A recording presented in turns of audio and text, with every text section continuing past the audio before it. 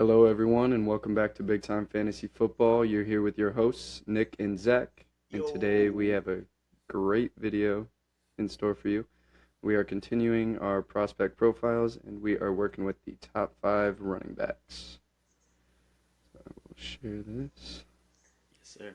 And while we're waiting on this to get shared, please do us a favor, help us out, drop subscribe, like for us, helps us a lot with us growing right now. But like you said, we're going to do the top five RB prospects, at least the way we see it. And just a disclaimer, this is obviously before the NFL draft and all that, so this can shape up and change a lot. This is our top five as of right now, and we didn't really specifically do them in order. The first guy is my favorite guy, but other than that, it's not really a specific order. So we'll get into it. All right, so the first guy, like I said, my favorite guy, Jonathan Brooks here. So he's 20 years old, 6 foot, 207, and the NFL player comparison that we gave him is Jamal Charles. This is just due to his size and his running style. Kind of has flashes of that. Hopefully, he can have the career that Jamal Charles had before his injury. And I guess they both share an ACL injury, so that's another thing in common there. If you want to go on the next slide here, as I just said, he had an ACL injury back in November. He didn't get to do the combine. Not a lot of teams got to really see what he could really do out there on the combine field, at least. And I think another reason why he's one of my favorite players is growing up Cowboys fan. Jerry always loved to get a discount player, and Jonathan Brooks is going to be one of the heaviest discounted players just due to that injury in the draft. I think he would have gone a lot higher if not for this ACL injury, and maybe the RB class gets looked at in a slightly better lens. Obviously, this is one of the weaker running back class seen in years. But another thing about him is that he had a nose for the end zone. He had a touchdown every 14.9 carries, which is just a great way. I think it led all these major running backs that we're talking about for sure. It was one of the better ones in the country. And he's a really elusive guy. He has good juke moves, and he can juke off of his jukes. He gets people to miss, gets himself in open field, and he has the speed to do something when he is in open field. And he's a free-flowing type of runner, opposed to one of the linear runners. So it helps him cut, helps him get into holes, helps him find space, helps him get around guys, and then use that elusiveness that I mentioned before. The thing about him is he only had 238 college carries, so it might sound weird to say with a guy that's coming off ACL injury, but he has fresh legs. Maybe not the best terminology, but another thing with that, it's a pro and a con. He obviously doesn't have as much experience with only that many carries, so he has shown trouble reading the holes, and that's not something that he got to work on that much in college. So, but another thing about him that this will keep him on the field. I always say that a good thing for running backs, if you can block, it's going to keep you on the field for more downs. And he is a plus blocker. He's not an elite blocker, but he is a good blocker out of that running back position. So Jonathan Brooks, I'm really high on. I'll be looking to draft him in the Dynasty Leagues if he can fall to me. I have a later first-round pick. Yeah, I agree with pretty much everything you said. I wish he had the full year to really show his talents, but when he was on the field, he showed a lot, at least to me. But yeah, great first guy. Next, we went with Trey Benson, a guy I really like. He's more of that do-it-all type of guy.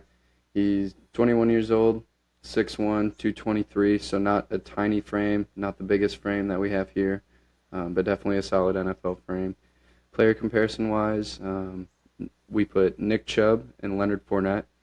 He's more of that one-cut-and-go type of guy that can break off big runs if he has to.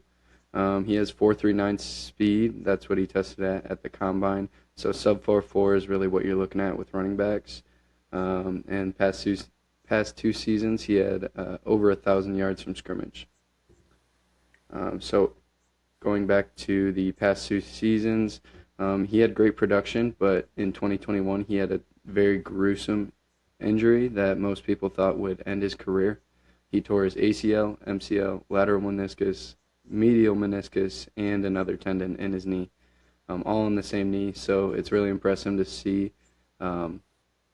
the effort to come back from that injury and come out and produce the way he has. I really didn't see any slowdown as far as speed and acceleration. He has really good burst. And I know this past year it seemed like every game he was breaking off a big run, at least one or two a game. He really is that do-it-all type of running back. He can do it in the running game, and he can also catch passes. And um, he has great power as well. It helps him that his contact balance is good. He breaks arm tackles. It pretty much takes two or three guys to bring him down. Um, Back to what I was saying, great pass catching ability. He's not going to be an elite guy in the passing game. Like, you're not going to split him out wide and run him through the route tree, but out of the backfield, he's a really good asset to have. Throughout his college career, he had 0 fumbles, so great ball security, a guy that you can really give the ball to when the game's on the line and don't have to worry about that much. Let's hope it translates to the NFL. I know you're going against bigger guys, um, but good looks in college.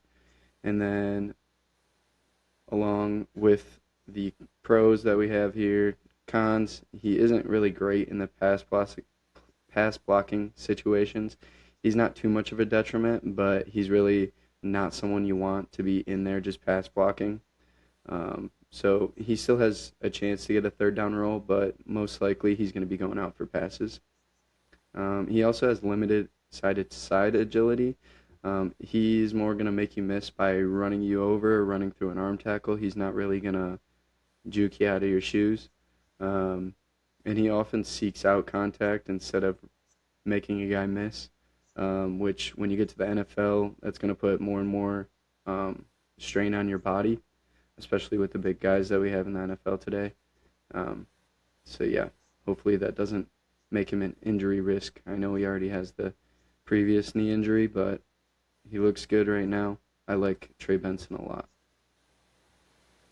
Yeah, and obviously, hopefully he can continue health because that injury was pretty crazy. So it's good to see him bounce back from it, but hopefully nothing else happens to the guy. Definitely. We got Blake Corum here. He's 23 years old, so he's one of the older running backs in the draft. He's 5'8", 213, so not the biggest guy, and that's kind of where the NFL comparisons came in here. We got Kyren Williams, Doug Martin, like I said, mostly based off the size, and then he is a smaller and slower guy, kind of like both of them were. He is a little wider than Kyren, a little stockier, which is why the Doug Martin, I also threw him in there. But yeah, he is that smaller and slower guy like Kyren is. Which, to the next one. Which before last year would, based on every running back model, would make you think that he has no chance in the NFL. But Kyren shattered all of that last year, just kind of, being a smaller and slower guy, and then being an RB1. So I think Blake Corum does have a chance. He's definitely be someone to look out for. He did have an MCL repair in 2022. Didn't slow him down that much since last year of his season, and I think he wasn't at 100% still. He was still kind of ramping up from it. So he did have a good full season with coming off that repair, which is kind of good to see. His size, something I already mentioned, built like Kyren, but nothing that is not ideal what you're looking for, obviously, but not an end-all, be-all anymore. And then he did have good ball security. He had 3 fumbles in all 4 seasons combined. So he's not someone that's dropping the ball multiple times, letting it go, which is obviously a good thing. And he has great patience, which at his size kind of have to. His size and speed you have to. But he sees the holes well. He waits to let blocks get set up, and that's a really good NFL talent. A lot of guys kind of rush through reads, rush through holes, and don't maybe make the right move. But he's really good at that. Obviously, he has limited workhorse potential. He did show, obviously, back in Michigan that he could be a workhorse at that level. But I don't think that's going to translate as much to the NFL. But like I said, anything is possible nowadays. He's more quick than fast, so obviously I think he ran a 5.43. He's not a blazing speed guy, but he does have good quickness, which almost is kind of arguable if it's more valuable than speed, just because if you have top-end speed but you can't get in the open space, you're not going to do anything with it. But he can get in the open space with his quickness, and he just doesn't have the breakaway from there. And his strength is obviously going to be one of his weaknesses at his size, and in running and blocking. So running, he's not, unless he has a full head of steam and catches someone off guard, he's not running over anybody. And then in blocking, kind of the same. He's limited as a blocker, and like I said with my last guy, better blocking helps stay on the field as running back, which leads to more fantasy value. And he's not going to be an elite blocker, at least from what we see right now. So. No. Oh, And I but one think thing I wanted to say about him before I get out finished with him uh, is kind of where they have him going. It'd be very possible for him to end up at the Chargers and reunite with Harbaugh, and I think that would be really cool just to see that happen. And I think there's actually a decent chance that Harbaugh would push for that. yeah, absolutely. And I'm a big Michigan guy, big Michigan fan. I think there is something to say about Blake Corum and how the Wolverines won it all this year, and it was on the back of Blake Corum. Certainly. 27 rushing touchdowns. He had an absolutely elite season. They rarely had to pass. I know they had a good defense, but I think there's something to be said that they just rode him all the way to the championship. So For sure, no doubt. would love to see him succeed. Next guy we're going to get into, probably a guy that I'm higher on than what I see in consensus rankings, but Braylon Allen out of Wisconsin. He's 20 years old, 6'2", 238, so definitely a tank of a build. Player comparison, I see him as more of a Derrick Henry, Brandon Jacobs, just a big guy that can actually have sneaky speed in the NFL. So yes, I really like Braylon Allen a lot. Like I said, great size and strength. He's really built for the goal line situations, just like a Derrick Henry, which can be very lucrative in fantasy football. He had a very early breakout age. His freshman season, he ran for 1,268 yards, and he wasn't even 18 until after that season. So very young, very raw prospect. There's some stuff he needs to work on, like some of his technique stuff in the passing game, and maybe a little bit of his vision. But a lot of very bright future ahead for Braylon Allen. He is limited as a receiver. He's not a total detriment in the receiving game. He can catch screens. He can catch the ball. He's just not going to be a guy that you split out once again. He's also a very reliable pass blocker. Back to what you were saying, that's what keeps you on the field in the NFL. You need to be able to protect your quarterback, who in most situations is getting paid the most money. So I'm sure they'll want to keep him on the field for that. Short yardage situations, Braylon Allen's your guy. He's huge. He's got great strength. He's not as agile as other prospects. He's another guy that he's going to more barrel you over rather than run around you. But he doesn't have great short quickness, but once he gets up to speed, I know I don't want to be standing in front of him once he has a head of steam. So yeah, I really like Braylon Allen, and I think he can definitely succeed in the NFL. Yeah, for sure. And if I remember correctly, when he was coming in, maybe I'm getting this confused here, but when he was coming into college, he was supposed to be the top guy. He's projected to be the top guy in this group, this group of guys, which I think it kind of excites me, even if they don't live up to all their potential. If they even show flashes, obviously they were getting scouted for a reason. So I think, yeah, maybe I'll look a little more into Braylon Allen as well. But yeah, I'm a guy to get excited about. Last guy we got here is Jalen Wright, 21 years old, 5'11", 210. NFL player comparison that I gave to him is going to be Melvin Gordon. This is just more due to his running style and his play style. Yeah. So with him, he improved as a pass catcher in his final season. The previous 2 seasons he didn't show anything really much at all, but his last season he improved, which is a skill that if you can bring it into the NFL and keep improving on that, will help him in fantasy and help him as a prospect as well, or just as a player on that role. He has top end speed. He's fast. He ran a 4.38, but he almost seems faster than that even, which, yeah, he has that breakaway speed, can get to the end zone quickly, fast, and in a hurry. And one thing to work on, though, with that speed is he needs to work on his patience a little bit. And you see it kind of with fast players at every position. They sometimes are too fast for their own good, and they go past their reads. They just want to get to where they're going. So he'll kind of hit a hole. It might be the wrong hole, or he'll not wait for it to develop. So that's something to work on, and I think that's a really teachable thing. So not something to be too worried on, but is something to work on. And he's good at yards after contact. So he gets hit, he can still stretch for some extra yards. He can break off. He has a lot of yards after contact. I wish I had the exact numbers on me, but he did really well with it.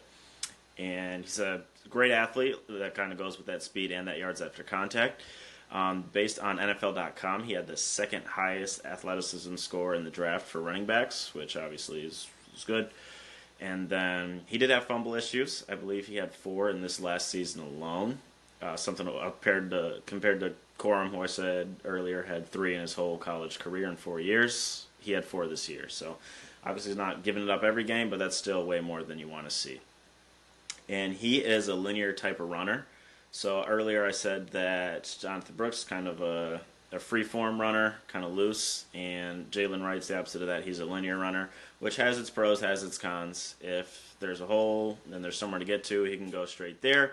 But if he needs to make moves and get around and set blocks and that type of thing, it's not exactly built for his play style. Still great, absolute great runner.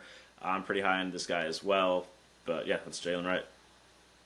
Yeah, definitely a great prospect. I love the speed of this guy. And I think in the right situation in the NFL, even if he's more of a complimentary, like a 1B type of running back, I think he can definitely produce for fantasy. Yeah. So, who are your top 3 out of these guys? Top 3, I know we didn't necessarily go in order, but who are your top yeah.